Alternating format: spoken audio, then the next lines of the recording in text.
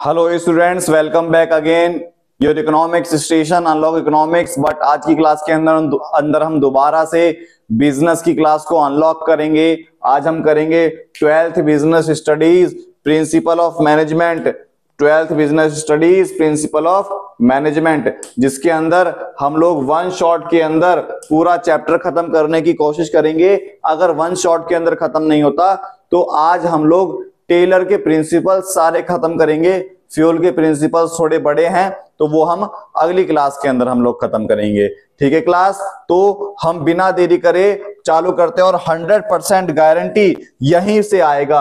आपको बस क्या करना है, शेयर करना है। ठीक है, तो देखो हमारा जो टॉपिक है वो चालू हो जाता है principle of management, a foundation for success. मतलब जो है प्रिंसिपल ऑफ मैनेजमेंट के अंदर फाउंडेशन फॉर सक्सेस के अंदर यह बताया गया है कि अगर हमने प्रिंसिपल ऑफ मैनेजमेंट को सही तरीके से अपना लिया, अगर हम लोगों ने प्रिंसिपल ऑफ मैनेजमेंट को सही तरीके से अपना लिया तो हम लोगों का जो है सक्सेस रेट बहुत ज्यादा क्या हो जाता है, बढ़ जाता है। वही लिखा हुआ है, principle of management are broad and general guideline decision making behavior of manager. They are not rule but only a guide to action. Principle are applicable to different kind of organization. मतलब सीधा सीधा मुद्दा ये कहने का है कि principal जो है ना कोई रूल और रेगुलेशन नहीं है बट एक गाइडलाइन है कि अगर हम इस प्रिंसिपल के ऊपर चलेंगे सही से, इस प्रिंसिपल्स को अगर हम लोग सही से अपनाएंगे तो हम लोग ज्यादा क्या करेंगे, सक्सेस कर पाएंगे। तो वही है प्रिंसिपल ऑफ मैनेजमेंट। जैसे हमारे प्रिंसिपल्स होते हैं ना, प्रिंसिपल वो नहीं कि स्कूल का प्रिंसिपल वो नहीं कि एक बच्चों का प्रिंसिपल होता है कि हमें सही सही से पढ़ना चाहिए, क्या पढ़ना चाहिए, किस तरीके से पढ़ना चाहिए, वो प्रिंसिपल्स होते हैं। वैसे ही इसके अंदर है कि प्रिंसिपल ऑफ मैनेजमेंट के अंदर रूल तो होते हैं लेकिन एक तरीके से साइंस की तरीके से रूल नहीं होते, ये बस एक जनरल गाइडलाइन होती है। अगर हम उस तरीके से काम करेंगे तो क्या होगा, हम लोग आगे बढ़ेंगे। ठीक है क्लास, एक चीज का और ध्यान रखना, ये हमारी पहली क्लास ऐसी है इस YouTube चैनल में, पहली क्लास ऐसी है जो आप लोगों को हिंदी मीडियम के भी नोट्स प्रोवाइड कराए जाएंगे। ये देखो हिंदी मीडियम के भी नोट्स प्रोवाइड कराए जाएंगे आप लोगों को लिए, हिंदी मीडियम के आप लोगों के लिए।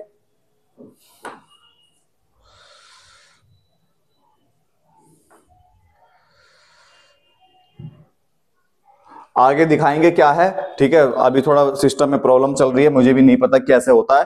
ठीक है, तो आगे अभी देखेंगे। अगला है understanding the nature of management principal.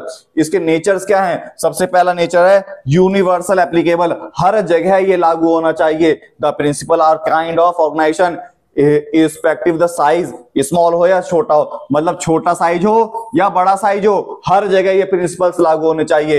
इनके अंदर जनरल गाइडलाइंस होती है, मतलब management principle are guideline to action and can not be use tailor made tools.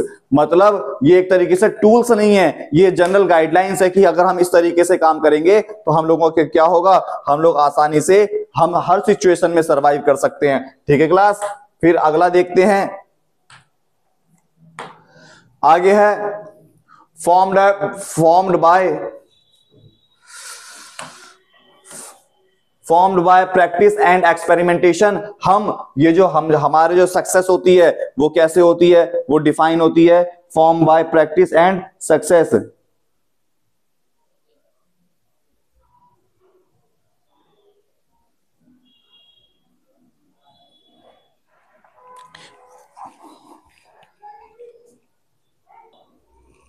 ठीक है, फिर उसके बाद होता है फ्लेक्सिबल। इसमें फ्लेक्सिबिलिटी पाई जाती है कि अपने रूल और रेगुलेशन समय समय पे के अनुसार हम क्या कर सके, मैनेजमेंट के प्रिंसिपल क्या हो सके, चेंज हो सके। ये प्योर साइंस नहीं है लेकिन साइंस की तरीके से क्या होता है, काम होता है इसके अंदर। ठीक है, समझ में आ गया।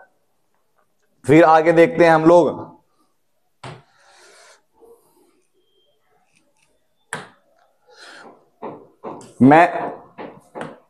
Mainly behavior principle of management aim to influencing human behavior because all work is done by human beings. Human behavior very complex and dynamic nature. Management principle aim to influence such a unpredictable behavior, order, achieve organisational goal मतलब हमारे मतलब जितने भी organisation है वो सारे goal achieve किसके द्वारा हो सकते हैं, ह्यूमन बिहेवियर के द्वारा ही तो हो सकते हैं। ह्यूमन बिहेवियर क्या होना चाहिए, अच्छा होना चाहिए, इस पर भी ध्यान दिया जाता है। कॉज इफेक्ट एंड रिलेशनशिप मतलब हमें क्या करना चाहिए, क्या करना था, जो क्या हुआ, समझ में आया। जैसे मान लो ये ऑर्गेनाइजेशन है, ठीक है, फिर ये जो प्रिंसिपल्स हैं, प्रिंसिपल्स इसलिए बनाए गए हैं जिससे हमें ये पता लगा सके कि आज हमारी कंडीशन क्या है और उस समय क्या होनी चाहिए थी, ये पता लगाना था, ठीक है। एक तो नया बोर्ड है ना, समझ में नहीं आ रहा क्या सेटिंग है।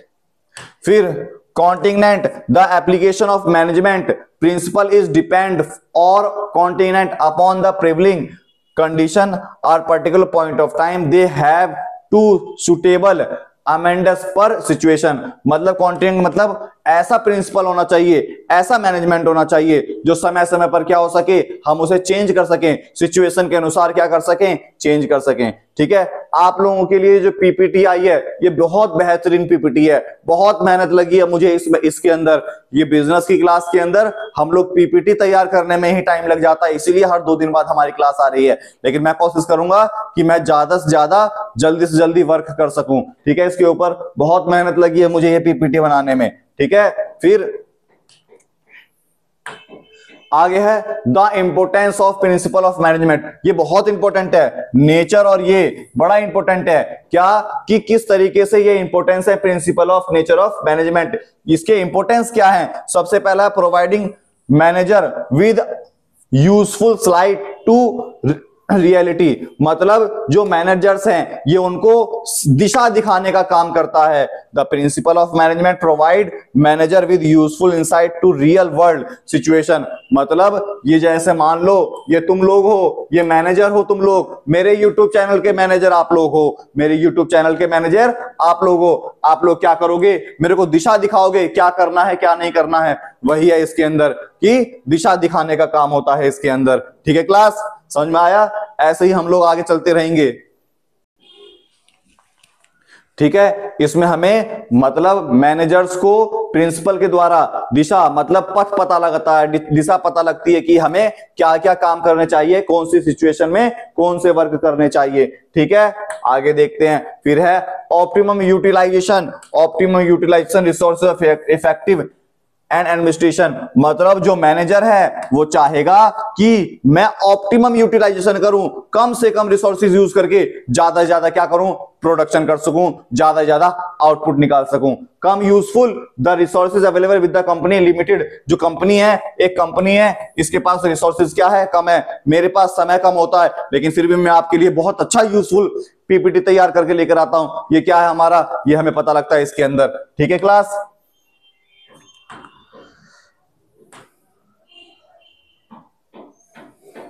फिर अगला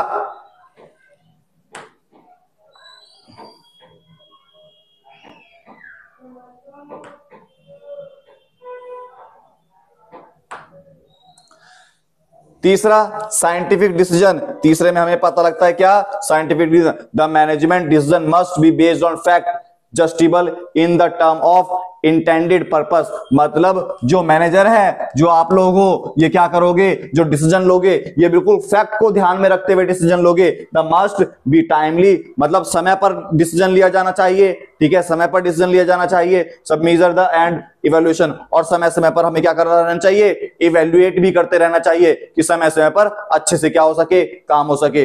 तो ये क्या है, इंपोर्टेंस है प्रिंसिपल। अगर ये प्रिंसिपल ही नहीं होंगे तो हमें ये साइंटिफिक डिसीजन लेने में ही प्रॉब्लम होगी। समझ में आया, ठीक है क्लास। हाँ बहुत अच्छा दीपक सर, बहुत अच्छा पढ़ा रहे हो आप, ऐसी कीप इट अप।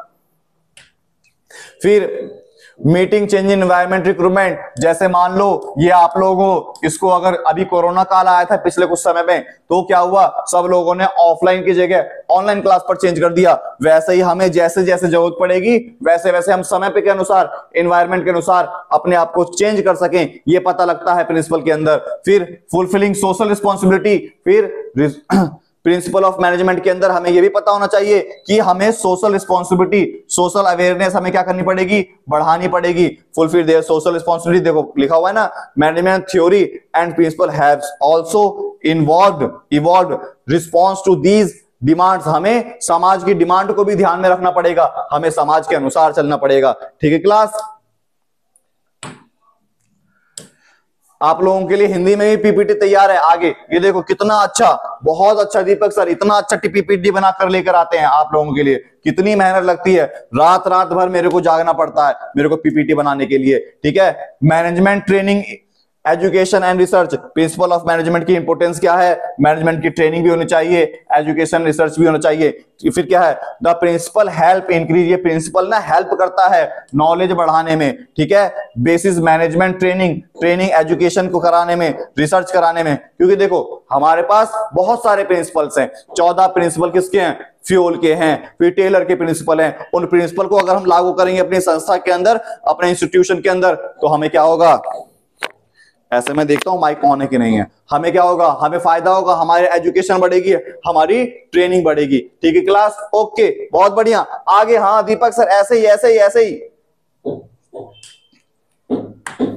फिर अब आता है देखो हमारे हेनरी फ्योल जी, ये जो है हमारे कौन है, हेनरी फ्योल हैं, हेनरी फ्योल हैं। कितनी अच्छी फोटो लेकर आया हूं मैं तुम्हारे लिए, छांट कर। कहां से छांट कर, ये देखो, पता नहीं मेरे को, Fayol principle of management, Fayol principle of management क्या है, हेनरी फ्योल है, फ्रेंच इंडस्ट्रियलिस्ट, डेवलप 14 प्रिंसिपल, मतलब हेनरी फ्योल जो है उन्होंने 14 प्रिंसिपल डेवलप करे, और these principle are based his experience, वो प्रिंसिपल उनके एक्सपीरियंस पर बेस्ड थे। The large mining company, his contribution, his known as the father of general management, जिस कारण से उन्हें फादर ऑफ जनरल मैनेजमेंट बोला जाता है, फादर ऑफ जनरल मैनेजमेंट बोला जाता है। समझ में आया, मेरे को भी एक दिन बोला जाएगा unlock education, sorry unlock economics, unlock economics का फादर कौन, तो दीपक ठाकुर। ठीक है, ये भी मेरे को एक दिन बोला जाएगा, ऐसा क्रेडिट मेरे को मिलेगा, हाँ बिल्कुल मिलेगा। अब देखते हैं आगे।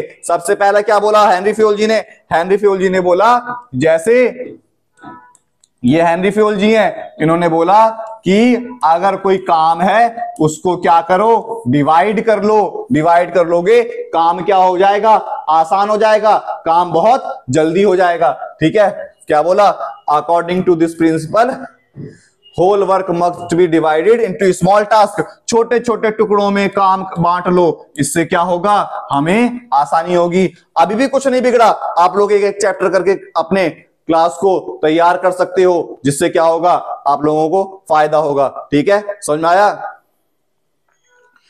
Division make each task simpler, अब देखो डिवाइड करने से क्या होता है, सारे टास्क आसान हो जाते हैं, छोटे हो जाते हैं, और जो स्पेशल है जिस चीज में, उसे वो वाले काम दे दो। जैसे दीपक सर स्पेशल है किस चीज में, इकोनॉमिक्स और बीएसटी के अंदर, तो दीपक सर खाली इकोनॉमिक्स और बीएसटी पढ़ाते हैं। आप लोगों को बहुत जल्द इसी चैनल पर सारी क्लास अवेलेबल होगी। ठीक है क्लास, बिल्कुल बहुत बढ़िया।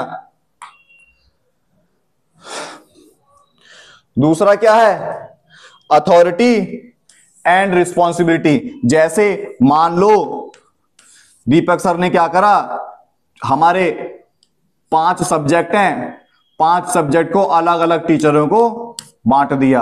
अब उन्हें रिस्पॉन्सिबिलिटी दे दी, अथॉरिटी दे दी, तुम्हारी मर्जी तुम किस तरीके से पढ़ाओगे, ये सारी की सारी रिस्पॉन्सिबिलिटी तुम्हारी है। अगर तुम नहीं पढ़ाओगे तो उसकी अथॉरिटी क्या होगी, वो भी जवाबदेही तुम्हें ही देनी पड़ेगी। According to this principle there should be proper balance between authority and responsibility. Authority is the right to give order to subordinate and responsibility is the duty. मतलब अथॉरिटी का मतलब राइट्स दे दिए, तुम्हें पूरे अधिकार है, तुम कुछ भी करो, और रिस्पॉन्सिबिलिटी के अंदर ड्यूटी दे दी कि तुम्हें ये करना है, मतलब तुम्हें ये करना है, जैसे मर्जी वैसे करो, वो कहलाता है अथॉरिटी। इससे क्या होगा, काम बहुत आसानी से हो गया, बहुत अच्छी बात है। फिर आता है डिसिप्लिन। क्या होना चाहिए, डिसिप्लिन होना चाहिए। अगर मान लो डिसिप्लिन ही नहीं है, मैं वीडियो डाल रहा हूं, आज मैंने डाली, एक हफ्ते तक नहीं डाली, फिर डाली, फिर एक हफ्ते तक नहीं डाली, तो डिसिप्लिन होते रहना चाहिए, डिसिप्लिन होते रहना चाहिए। जिस कारण से क्या है, हमारा डिसिप्लिन जो है, अगर डिसिप्लिन होगा तो कंपनी के अंदर जो वर्क है, कंपनी के अंदर जो वर्क है वो क्या होगा, आसानी से समय समय पर सही तरीके से चलता रहेगा, सिस्टमैटिक तरीके से काम चलता रहेगा, ऑर्गेनाइजेशन हमारा आगे बढ़ता रहेगा। ठीक है, हाँ बहुत अच्छा।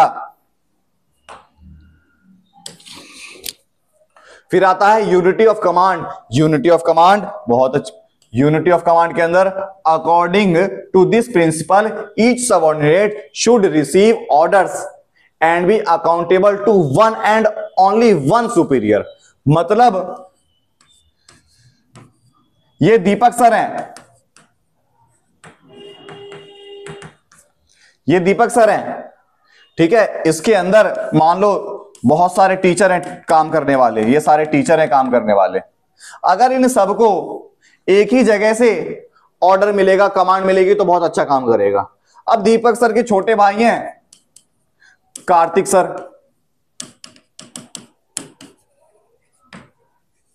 कार्तिक ठाकुर, ये आप लोगों को बहुत जल्द अकाउंट की क्लास लेने वाले हैं। यहां पर हमारे सीए फाइनलिस्ट हैं हमारे कार्तिक ठाकुर, ठीक है।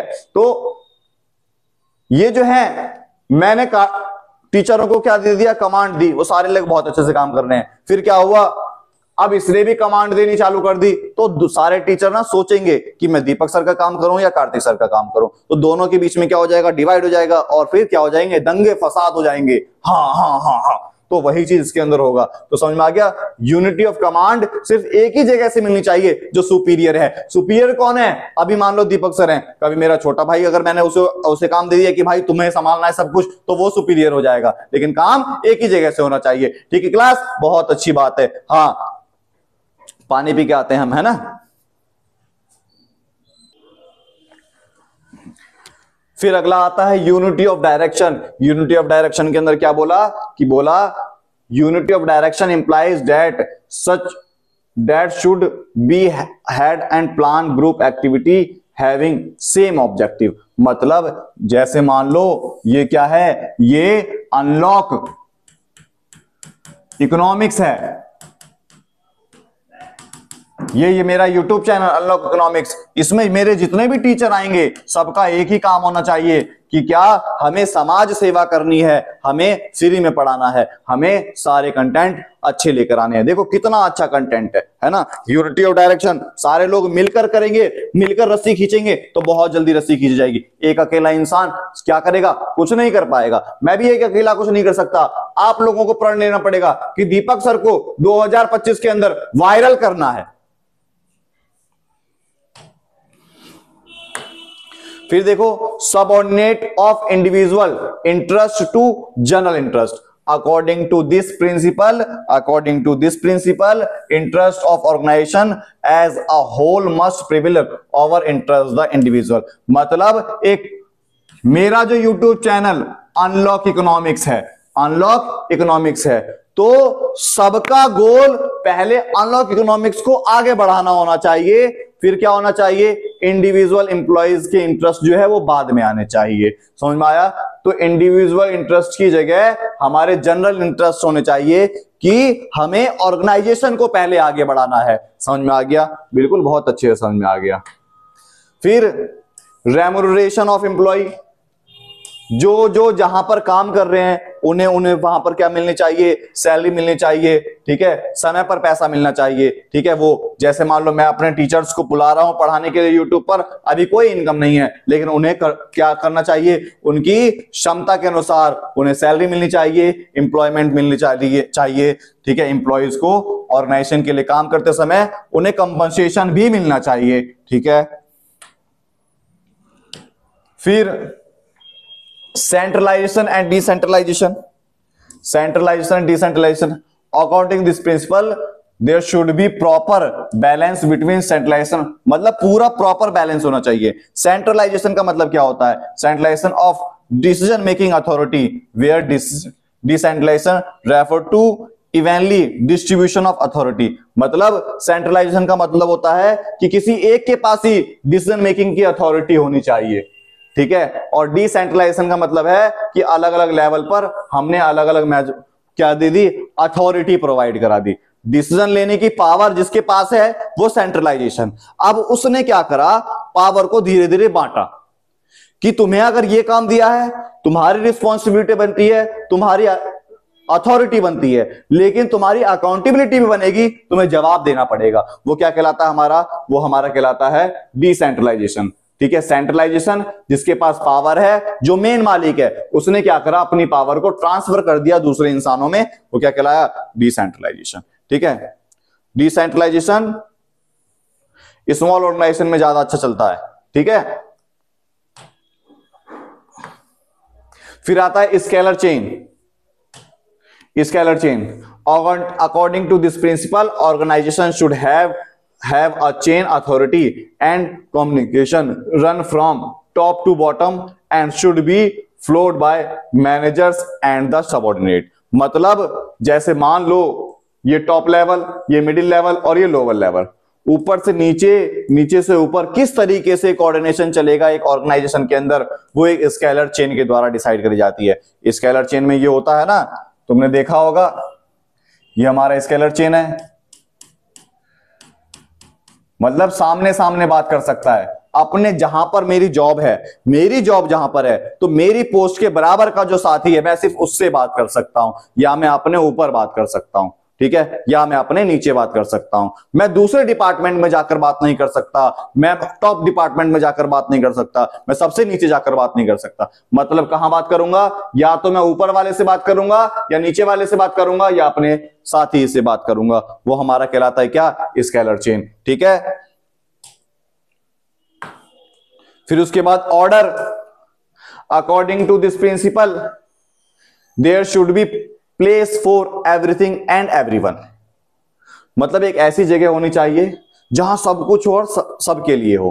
According fuel, people and material must be suitable place appropriate the maximum efficiency. मतलब एक ऐसी जगह होनी चाहिए जो काम करने के लिए क्या हो, सुटेबल हो, और वो अपनी एक्सपीरियंस को क्या कर सके और बढ़ा सके। ठीक है। If there is fixed place everything and it is present, there will be abstraction in work essential the mean of ordinary। मतलब एक ही जगह पर सारी चीजें अवेलेबल हो गई, जैसे ये देखो है ना, एक ही जगह पर सारी चीजें अवेलेबल हो गई, क्या हो गया, वो हमारा ये कहलाया। ठीक है। फिर उसके बाद इक्विटी, हमारे इसके अंदर एक ऑर्गेनाइजेशन के अंदर, जैसे मान लो ये मैं हूं टॉप लेवल मैनेजमेंट जो चैनल संभाल रहे हैं, ठीक है, अनलॉक इकोनॉमिक्स के फादर दीपक सर। ठीक है। तो इसके अंदर मेरे जितने भी नीचे काम करने वाले एम्प्लॉय होंगे, मैं सबको बराबर नजरिए से देखूं, वो कहलाता है इक्विटी। ठीक है। फिर stability of personal account, this principle this should be proper effort achieve stability continuity of turnover of personals। मतलब fuel was the very view that the employee should be selected and appointed after due to rigorous procedure। once selected they should keep their position। मतलब अगर कोई इंसान जहां पर job कर रहा है, वो वहां पर पूरी तरीके से क्या हो, परफेक्ट हो। ये नहीं कि आज आया कल हटा दिया, नहीं, उसे सिक्योरिटी मिलनी चाहिए कि तुम जहां जॉब कर रहे हो तुम सिक्योर हो, तुम्हें नहीं हटाया जाएगा। ठीक है। ये हमारा 12वां प्रिंसिपल था। हमारा 13 नंबर का जो प्रिंसिपल आता है वो आता है इनिशिएटिव। जो हमारा 13 नंबर का जो प्रिंसिपल आता है वो आता है इनिशिएटिव। मतलब जैसे मान लो दीपक सर के अंडर में काम करने वाले बहुत सारे टीचर्स हैं, दीपक सर के काम करने के अंदर वाले बहुत सारे टीचर्स हैं, मैंने सबको इनिशिएट दे दिया, छूट दे दी, अपनी मर्जी से जैसे मर्जी काम करो, बस मेरी ऑर्गेनाइजेशन को आगे बढ़ाओ, वो क्या कहलाता है, हमारा इनिशिएटिव कहलाता है। ठीक है। Few suggest the employee that level should be encourage like initiative work relate matters. मतलब हमने बोल दिया कि हमारी ऑर्गेनाइजेशन को एक सक्सेसफुल ऑर्गेनाइजेशन बनानी है, इसके लिए तुम अपनी मर्जी से काम करो, वो क्या कहलाएगा, हमारा वो इनिशिएटिव कहलाएगा। इनिशिएट दे दिया, पूरी तरीके से क्या कर दी, छूट दे दी। फिर आता है लास्ट प्रिंसिपल, प्रिंसिपल नंबर 14। ठीक है। Spirit and corps. मतलब according this principle management should promote a team spirit, unity and harmony among the employees। management should promote feeling team spirit। मतलब एक अकेले इंसान को नहीं बढ़ाना, टीम स्पिरिट होनी चाहिए, टीम को आगे बढ़ाने के लिए काम करना पड़ेगा। Large organisation because otherwise objective should be difficult to. अगर ऐसा नहीं होता, सब लोग अकेले अकेले इंसान को ही आगे बढ़ाने की कोशिश करेंगे, सब लोग मिलकर साथ नहीं चलेंगे, ग्रुप में आगे नहीं बढ़ेंगे। ये देखो स्पिरिट है ना, स्पिरिट डी क्रॉप्स, सब लोग एक साथ आगे बढ़ेंगे। टीम का काम होता है, मैनेजमेंट का काम होता है कि ग्रुप में आगे बढ़ाना, वो कहलाता है स्प्रिट डी क्रॉप्स। ये हमारा क्या कहलाया, 14 नंबर का प्रिंसिपल खत्म हो गया हमारा। अब आता है हमारा किसका, टेलर का है। अब हमारा आएगा टेलर का प्रिंसिपल, ठीक है।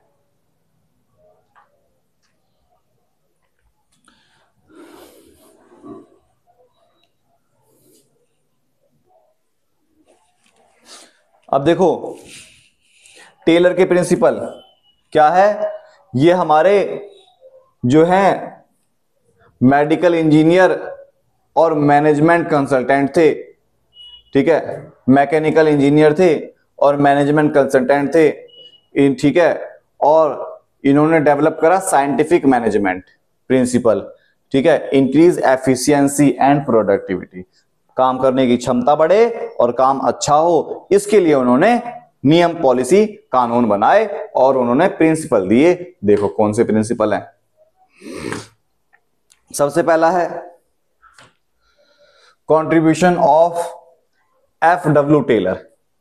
Taylor gave a concentrate shape the theory scientific management. He was the first one to emphasize the importance of scientific approach. मतलब ये पहले इंसान थे जिन्होंने साइंटिफिक अप्रोच को क्या करी, इंक्रीमेंट दी, ठीक है।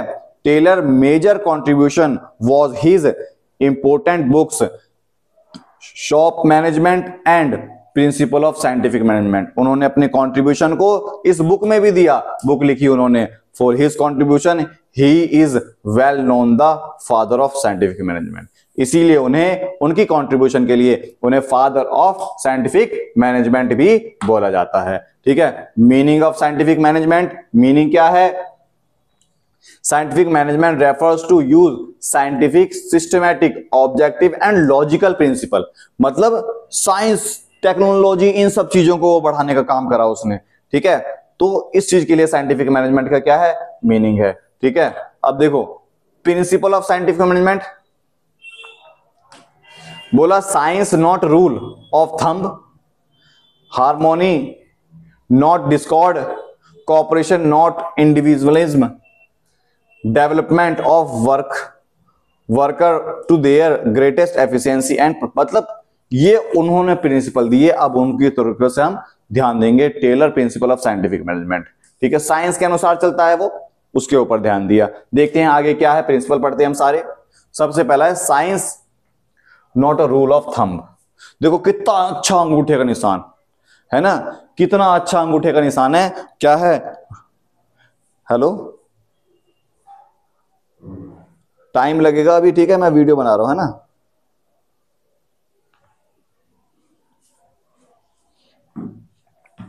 ठीक है, समझ में आया।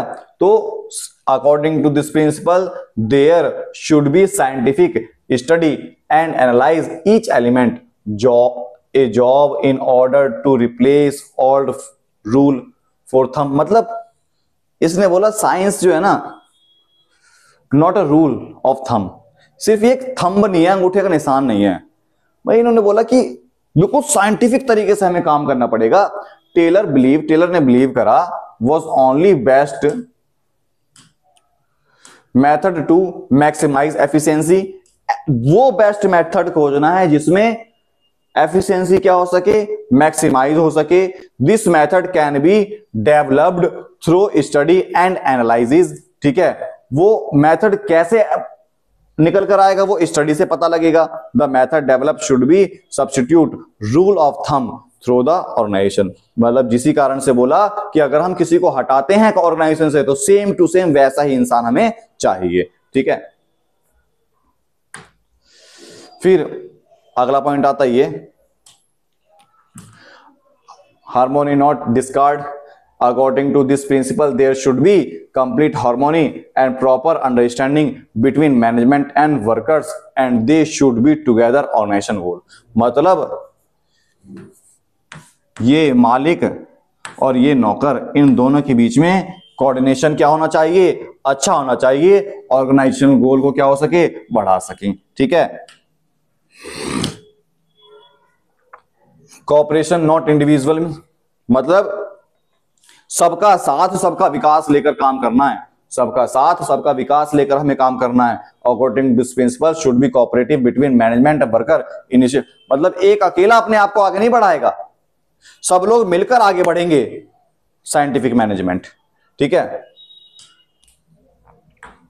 फिर आता है development of workers to their greater efficiency and prosperity. According to this principle, management should aim to develop worker their greatest efficiency. मतलब जैसे मान लो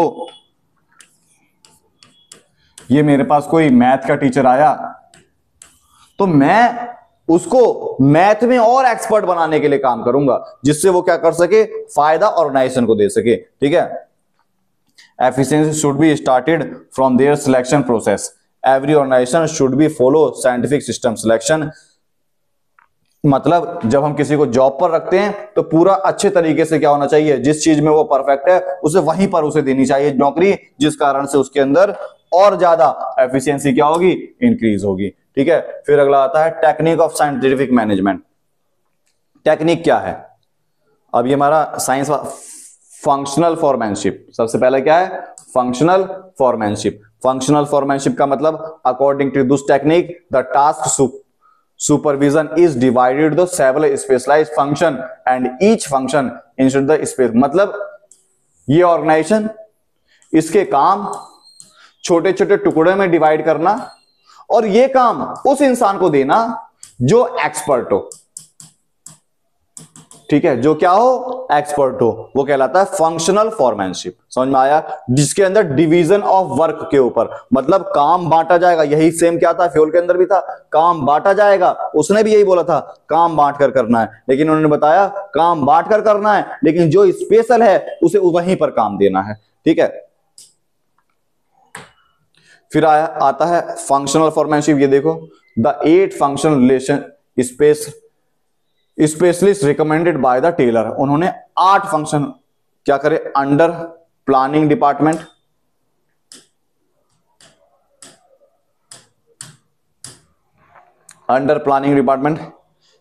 instruction card clerk, draft instruction, मतलब इंस्ट्रक्शन बनाए जाने चाहिए वर्कर्स के लिए। रूट क्लर्क होना चाहिए to specify route of production, ये देखना चाहिए कि कितना उत्पादन हुआ, सही हो रहा है नहीं हो रहा। टाइम एंड कॉस्ट, उसे टाइम भी देखना पड़ेगा, क्या समय पर उत्पादन हुआ, कितना खर्चा लगा, ये चेक करना पड़ेगा। डिसिप्लिनरी, क्या ऐसा तो नहीं कि वर्कर काम करने के बाद आराम से लेट रहे हैं, ऐसा तो नहीं हो रहा, डिसिप्लिन मेंटेन हो रहा है या नहीं हो रहा। मतलब उन्होंने ये सारे काम करे, ठीक है। देखो ये क्या लिखा है, वर्कशॉप मैनेजर, सुपरवाइज और सुपीरियर, सुपरवाइजर प्लानिंग और सुपरवाइजर डूइंग। भाई ये प्लानिंग होनी चाहिए, ये काम होना चाहिए। इसमें बोला काम बांटा गया, चेक करा जाएगा कि रूट कलर के सारे प्रोडक्शन सही से हैं या नहीं है, टाइम पर काम हो रहा है नहीं हो रहा, डिसिप्लिन है या नहीं है। देखो पढ़ा रहे हैं, नॉन स्टॉप पढ़ा रहे हैं, थक गए हैं फिर भी पढ़ा रहे हैं, भूख लग रही है फिर भी पढ़ा रहे हैं। आप लोगों को बस क्या करना है, समझ में आ गया आपको। अंडर प्रोडक्शन डिपार्टमेंट क्या होना चाहिए, एक होना चाहिए speed boss to ensure timely और एक्यूरेसी, जो टाइमली और एक्यूरेसी पर ध्यान देगा, ठीक है। गैंग बॉस होना चाहिए to keep machine and tool वो रेडी टू वर्क, मतलब जो कंपनी के अंदर जो मशीन है उस वो सही तरीके से काम कर रही है या नहीं कर रही है। रिपेयर बॉस होना चाहिए, अगर कोई प्रॉब्लम हो रही है मशीनों के अंदर तुरंत क्या होना चाहिए, ठीक होना चाहिए। इंस्पेक्शन, एक ऐसा इंस्पेक्शन होना चाहिए जो क्वालिटी का वर्क को क्या कर सके, क्या क्वालिटी अच्छी है या नहीं है, क्वालिटी चेक कर सके। फिर standardisation and simplification of work. Standardisation refers to process of setting standard for every phase of business operation, मतलब काम का स्टैंडर्ड किस तरीके से होगा, काम किस तरीके से करा जाएगा, वो एक हर कंपनी के अंदर सेट करा जाता है कि हम इस स्टैंडर्ड से काम करेंगे, हमें अपना स्टैंडर्ड मेंटेन रखना है। It improve focusing certain value standard quality, हमें क्वालिटी और क्वांटिटी अच्छी होनी चाहिए, गुड्स अच्छे होने चाहिए, स्टैंडर्ड इक्विपमेंट्स हमारे अच्छे होने चाहिए। सिंप्लीफिकेशन रेफर्स टू, मतलब जो भी अननेसेसरी वैरायटी है उन सबको क्या करना है, हमें खत्म करना है। अननेसेसरी चीजों को क्या करना है, हमें डाइवर्स करना है, खत्म करना है, ठीक है।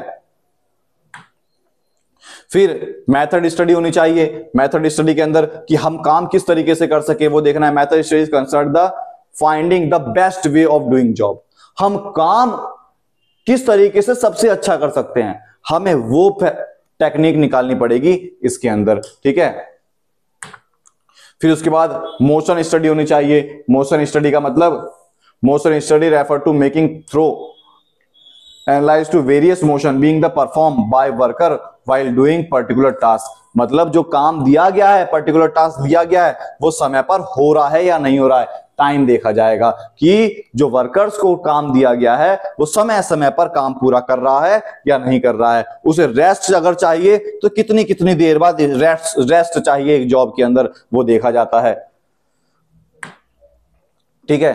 टाइम स्टडी, वही देखो वापस टाइम स्टडी आ गया। टाइम स्टडी आ गया। It technique which use determine the standard taken the workman reasonable skill ability perform the defined job. मतलब उसे जो जॉब दी गई है, जो उसके अंदर स्किल है, उसकी एबिलिटी के अनुसार जो जॉब दी गई है, वो कितनी देर में वो काम कर सकता है, वो टाइम सेट करा जाएगा जिससे वो क्या कर सके, ज्यादा से ज्यादा काम कर सके और वॉल्यूम अच्छा हो सके, फ्रीक्वेंसी अच्छी हो सके काम करने की। और साइकिल ऑफ टाइम ऑपरेशन, कितने कितने समय पर उसे रेस्ट देना पड़ेगा, वो क्या है टाइम का कॉस्ट, ये पता लगाना पड़ेगा, ठीक है। इतनी अच्छी पीपीटी है, ये याद कर लो, ये लिख लो पेपर में, बहुत अच्छा है, नोट्स की जरूरत नहीं है। फिर आता है फैटिग स्टडी। इसके अंदर determine the amount and frequency rest interval. वही बार बार देखो क्या हुआ, इसमें चेक करा गया motion. Motion study involve study movement like lifting putting object. मतलब सामान को पुट करने का समय क्या होगा, सामान निकालने का समय क्या होगा, वो बताया। इसके अंदर बताया कोई काम कितनी देर में होगा।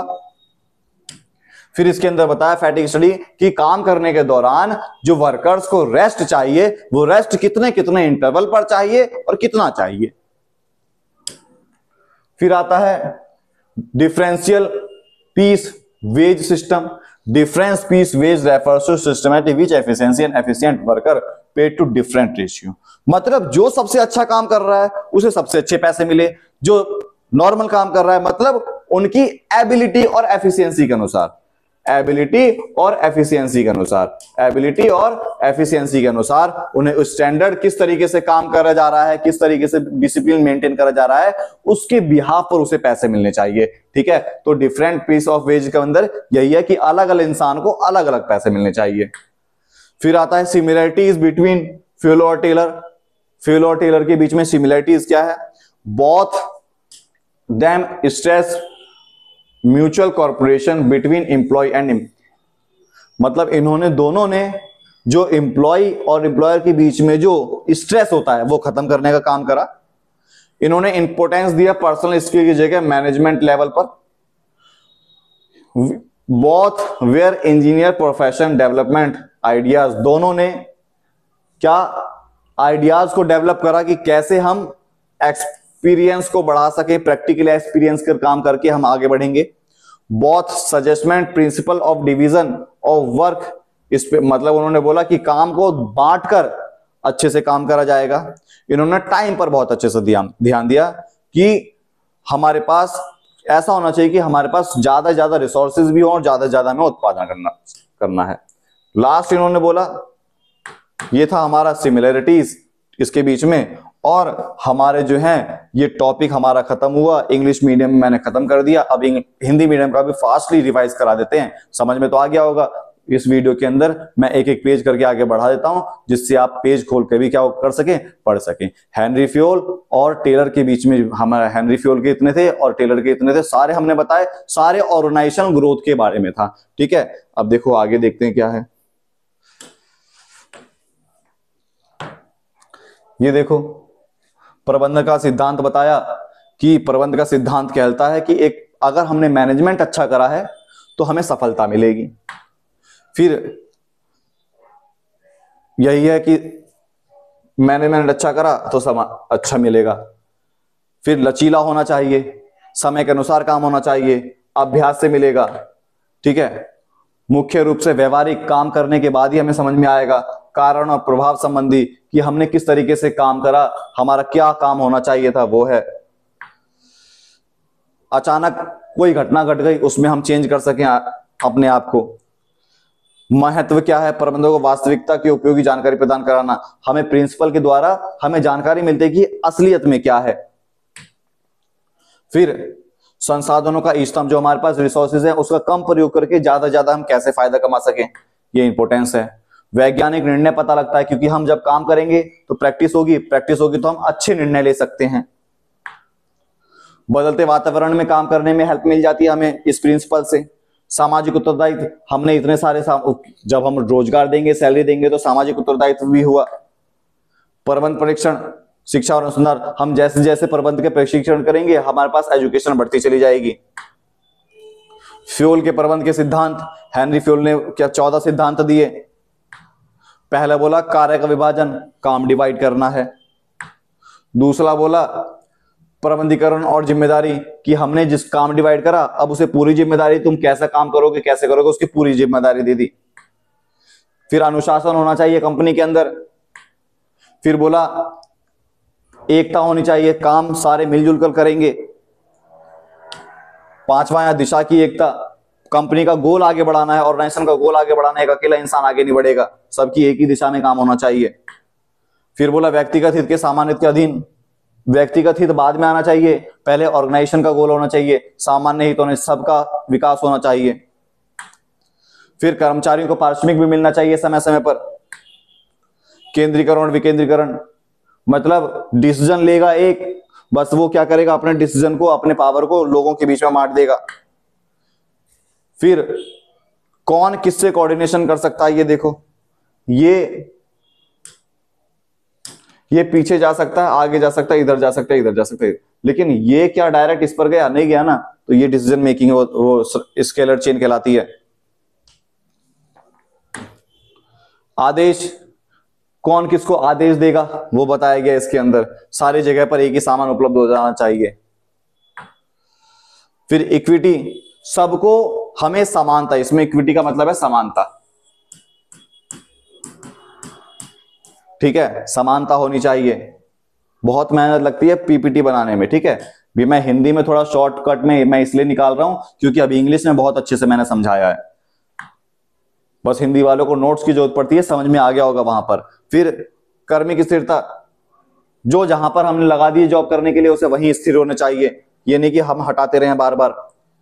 पहल सिद्धांत के मतलब हमारे देश के जो कर्मचारी हैं, कंपनी के जो कर्मचारी हैं, उसको भी पहल करने की शुरुआत देनी चाहिए कि तुम इस तरीके से काम करो, तुम्हें हमें पूरी छूट देते हैं। फिर स्पिट और क्रॉप, मिलजुल कर काम करना, ठीक है, ये हमारे 14 सिद्धांत थे किसके? फ्यूल के। फिर आता है टेलर, टेलर ने भी योगदान दिया, इन्होंने साइंटिफिक टेक्नोलॉजी निकाली। वैज्ञानिक प्रबंध का अर्थ दिया कि विज्ञान के अनुसार चला जाए, विज्ञान के अनुसार चला जाए, विज्ञान के नियम और कानून होते हैं, इसमें भी नियम और कानून सख्ती से पालन होना चाहिए। हेनरी फ्यूल ने सख्ती से पालन नहीं करवाया, इसने सख्ती से पालन करवाया, ठीक है। वैज्ञानिक प्रबंध के सिद्धांत, विज्ञान अंगूठे का नियम नहीं है, विज्ञान तो है लेकिन अंगूठे का नियम नहीं है कि बिल्कुल नियम के अनुसार ही चलेगा। सद्भाव, मतभेद नहीं होना चाहिए, सहयोग होना चाहिए, व्यक्तिवाद नहीं होना चाहिए, मतलब लोग ज्यादा कोऑपरेट करें, इंडिविजुअल ना करें। विज्ञान अंगूठे का निशान नहीं, इस सिद्धांत के अनुसार कार्य के प्रत्येक तत्व वैज्ञानिक अध्ययन विश्लेषण होना चाहिए ताकि पुराने अंगूठे काम करने की पद्धति या हिट एंड ट्रायल पद्धति को प्रसारित किया जा सके। भाई ने बोला कि जितना भी काम करा जाएगा वो सारे सिस्टमैटिक तरीके से जांच पड़ताल कर कर करा जाएगा। फिर सद्भाव और त्याग, इस सिद्धांत के अनुसार प्रबंध श्रमिकों के बीच सामंजस्य को ज्यादा बढ़ाने का काम करता है, मतलब जो मालिक है और जो नौकर उसके बीच में जो कोऑर्डिनेशन है वो अच्छा होगा। फिर बोला सहयोग और व्यक्तिवाद, कि एक अकेला इंसान अपने आप को नहीं बढ़ाएगा, सहयोग करके एक ऑर्गेनाइजेशन को आगे बढ़ाएगा। फिर श्रमिकों की अधीन क्षमता और समृद्धि के लिए उनका विकास करना, जो इंसान जिस चीज में परफेक्ट है उसे वहां पर लगाना और उनको परफेक्शन करना, उनको परफेक्ट करना, उनकी और टेक्नोलॉजी में वृद्धि करना, उनकी एफिशिएंसी में इंक्रीमेंट करना। फिर है वैज्ञानिक प्रबंध की तकनीक, कार्यात्मक फॉरमैनशिप, इस तकनीक के अनुसार पर्यवेक्षक को कार्य की गई विशिष्ट भद किया जाता है, मतलब जो काम है उसको डिवाइड कर दिया और जो एक्सपर्ट है उसे वहां लगा दिए। टेलर ने बोला कि अनुशासन से ही काम होगा, अनुसार से बोला निर्देश कार्ड कलर को स्थापित होना चाहिए, रूट कलर को होना चाहिए, समय पर लागत कलर को होना चाहिए। मतलब ये सारी जांच पड़ताल करते रहेंगे, देखते रहेंगे। एक स्पीड बॉस होना चाहिए, समय पर काम हो रहा है नहीं हो रहा। एक गैंग बॉस होना चाहिए, अगर कोई औजार में दिक्कत आ रही है वो ठीक हो। रिपेयर बॉस रिपेयर करने वाला होना चाहिए। निरीक्षक काम को निरीक्षण करे। कार्य का मानकीकरण सरलीकरण, जो काम है उसे आसान तरीके से कैसे करा जाए वो बताया जाएगा।